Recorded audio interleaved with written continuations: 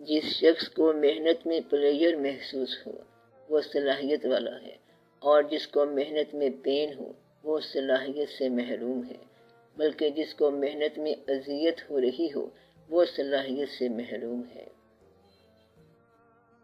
سر، کیا پلاننگ نہیں کرنی چاہیے؟ اور اگر کرنی چاہیے تو اس کے بارے میں وضاحت فرما دیں۔ میں آپ کو پلاننگ سے نہیں روکتا۔ پلاننگ کا مقصد یہ ہے کہ جو چیز آپ کے پاس اویلیبل ہے اور آپ کے قبضے میں ہے، یعنی آپ کی زندگی پر آپ کو پلاننگ کا حق ہے۔ جس چیز پر آپ کو اختیار نہیں اس پر پلاننگ کیا؟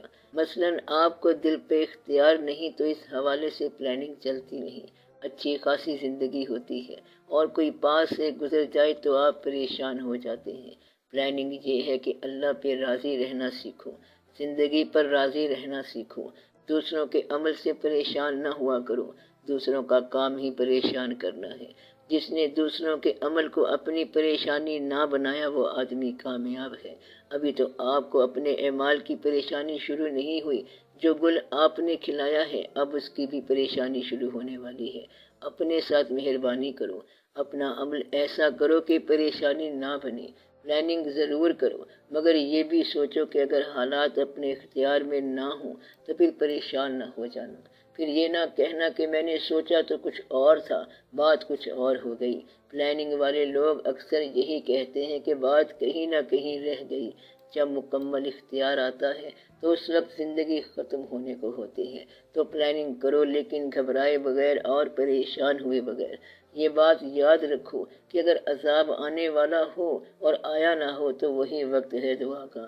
اس وقت جو دعا نہ مانگے وہ جھوٹا ہے۔ اگر عذاب آ گیا تو اس وقت دعا چھن جائے گی، جب عذاب آنے کا وقت ہو تب توبہ چھن جاتی ہے۔ عذاب آنے کا امکان ہو تو جو دعا نہ کرے وہ بہت ہی جھوٹا آدمی ہے اور بڑا منافق ہے۔ عذاب چونکہ اللہ کی گرفت کا نام ہے، اور جو شخص معافی نہ مانگے تو سمجھو کہ بہت ہی باغی انسان ہے۔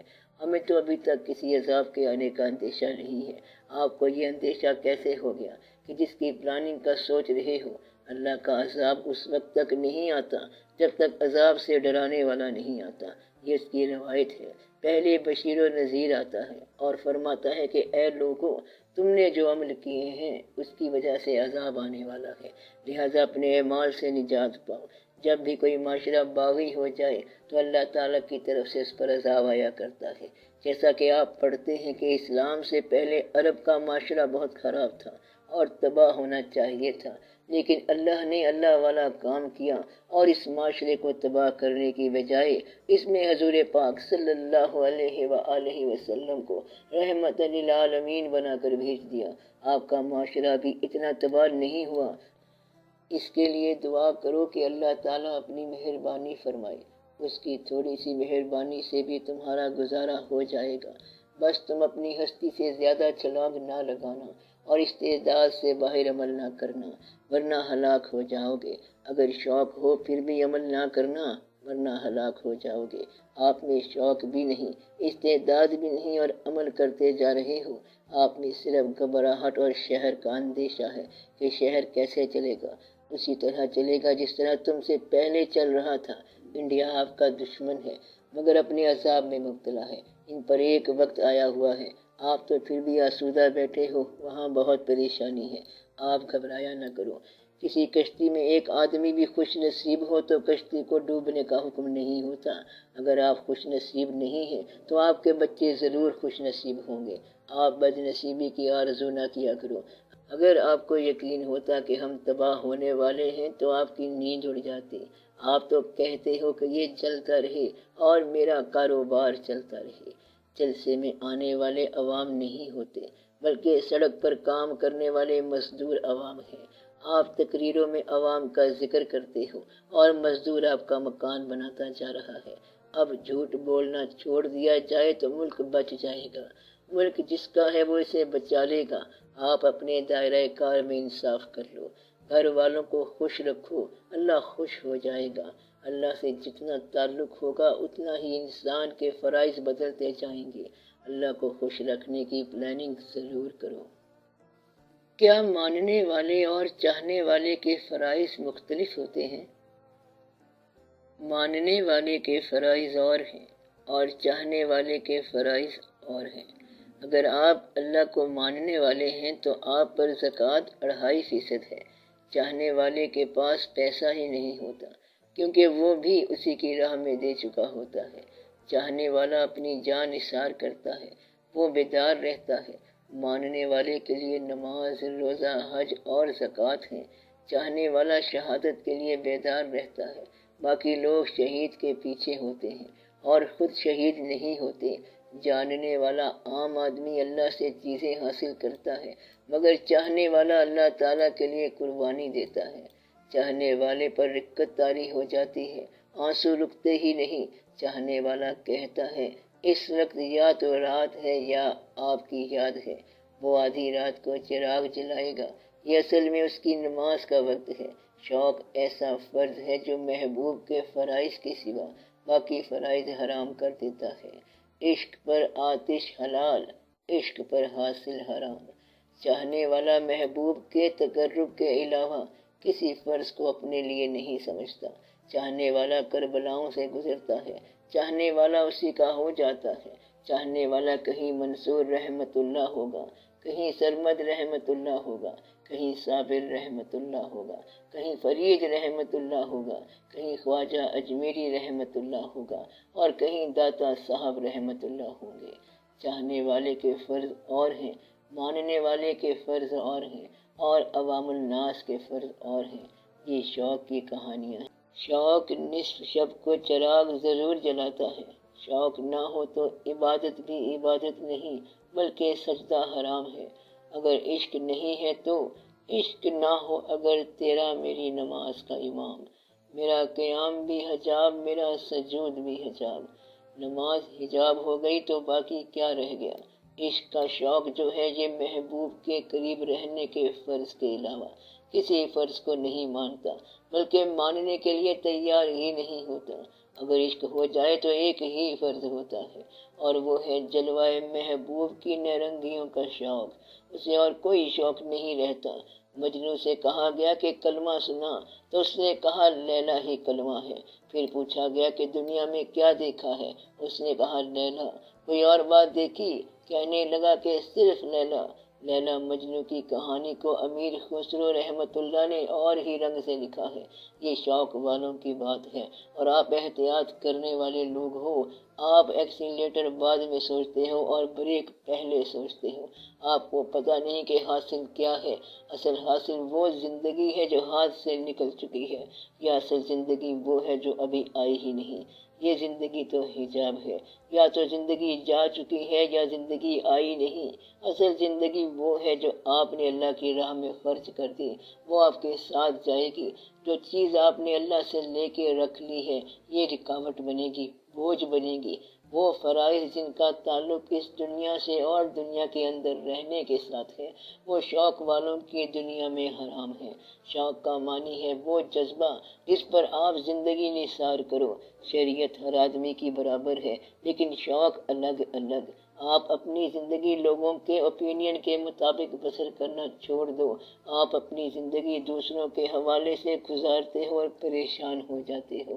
علم اور عمل کی پہچان کرتے جاؤ۔ علم وہ جو عمل میں آ جائے۔ جس چیز کا اظہار کر رہے ہو اگر اس کے عمل کا وقت آ جائے تو پیچھے نہ ہٹنا۔ مثلاً آپ اظہار یہ کر رہے ہو کہ غصہ نہ کرو، اور جب خود کو غصہ آ جائے تو معاف کر دینا۔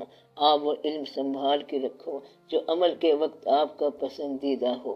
زندگی کو کچھ عطا کرو، زندگی سے حاصل کرنا تقریباً چھوڑ دو۔ کہتے ہیں کہ سنگت بدلنی نہیں چاہیے، یہ بات سمجھ نہیں آئی۔ جو علم جس جگہ اور جس حوالے سے آپ پر آشکار ہو اس جگہ کو تبدیل نہ کرنا۔ مثلاً جنگل میں یا پہاڑ پر جو واقعہ شروع ہوا ہے وہ وہاں مکمل ہوگا۔ جہاں سے ابتدا ہوئی وہاں پر ہی اس کی انتہا ہوگی۔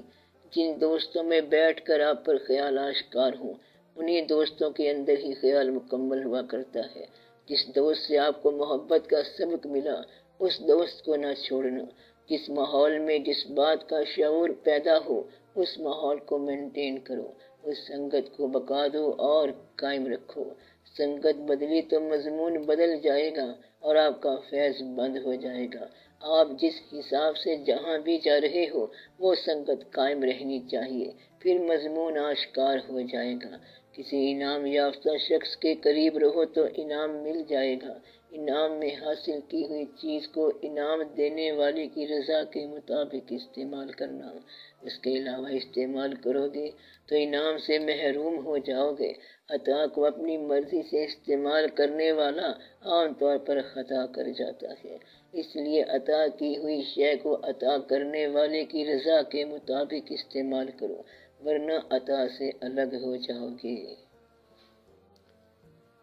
عطا کیا ہوتی ہے؟ عطا یہ ہوتی ہے کہ آپ کا حق نہیں تھا اور آپ کی پہنچ نہیں تھی، آپ کی رسائی نہیں تھی اور نہ آپ کی اس قسم کی عبادت تھی، مگر اس نے انعام کر دیا۔ یہ آپ کا حق نہیں بلکہ اس کی مہربانی ہے۔ عطا کی خوبی یہ ہے کہ یہ آپ کی طلب میں ہی نہیں ہوتی، اتنی طلب ہی نہیں ہوتی جتنا وہ دے دیتا ہے۔ عطا کو عطا کرنے والے کی اجازت کے مطابق استعمال کرنے سے عطا قائم ہو جاتی ہے۔ عطا امانت ہے، اس کو اجازت کے ساتھ استعمال کرو، اس میں ملاوٹ نہ کرو۔ اللہ نے اگر کسی کو فقیر نہیں بنایا اور وہ اپنے آپ کو فقیر مشہور کر دے تو اس کی عبرت کا اللہ کو پتہ ہے، یعنی کہ اللہ نے جس کام کے لیے آپ کو نہیں بنایا اور آپ اس کا اظہار کرو تو یہ اللہ پر بہتان ہے۔ اللہ کے ہاں اس بات پر بڑی گرفت ہے، اگر کسی نے جھوٹا خواب بیان کر دیا تو اس پر اللہ کا عذاب آئے گا۔ ایسا خواب جو دیکھا نہیں اور بیان کر دیا یہ بہتان ہے، آپ پر عرفان بند ہو جائے گا۔ اس طرح انسان عطا سے دور ہو جاتا ہے۔ آپ اللہ کی عطا کا شکر ادا کرو اور چھوٹی چھوٹی باتوں پر عمل کر لو، اپنے گھر کو آسان کر لو۔ جس شخص کا گھر آسان ہو گیا اس کا وجود آسان ہو گیا اور زندگی آسان ہو گئی۔ آخرت میں عطا کیا ہوگی جب اللہ آپ کو اپنے دیدار کے قریب لائے۔ زندگی میں عطا کیا ہے جب آپ کے گھر میں آسانی ہو اور آپ کا ساتھی آپ کے ساتھ آسانی کرے، آپ کے ساتھی کا عمل اتنا خوبصورت ہو کہ آپ کے اعتماد کو تکلیف نہ ہو۔ آپ کا ساتھی ہر وقت آپ کے ساتھ نہیں رہتا، کبھی آپ کو باہر جانا پڑتا ہے اور کبھی ادھر ادھر۔ ساتھی کا بیہیویئر اور ساتھی کا خیال ایسا عمل بنتا ہے کہ آپ میں اعتماد کی فضا پیدا کر جاتا ہے، اور یہ بھی اللہ کی عطا ہے کہ آپ دوستوں پر اعتماد میں مرو۔ اللہ تعالیٰ آپ کو اعتماد والے ساتھی عطا کرے۔ اعتماد دو گے تو اعتماد ملے گا۔ اللہ تعالیٰ آپ کو سلامت رکھے۔ چھوٹی سی زندگی ہے، اللہ تعالیٰ آپ کو کامیابیاں دے۔ وما علینا الا البلاغ المبین۔